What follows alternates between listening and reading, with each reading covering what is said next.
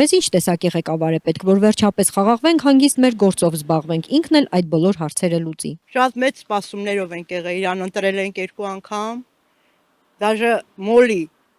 որ մեկը Նիկոլից ինչ-որ մի բան էր ասում, ես բոլորին լռեցնում էի, բայց հիմա հարձակում են ին վրա եւ ասում են, այ տես, չեմ կարողանում, ոչ մի բան չեմ կարողանում ասել։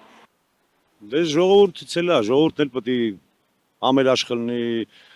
հավատքով լինի։ Հայրենասեր, ժողովրդի համար մտածող։ Մեր ղեկավարը պետք որ կարենա ղեկավարի, կարևորը խաղաղություն պաշտպանվի, մեր ժողովուրդը լավ ապրեն։ Ну, чтобы думал о своем народе. Կարևորը կարողանա անվտանգությունը պահել։ Ես առաջին հերթին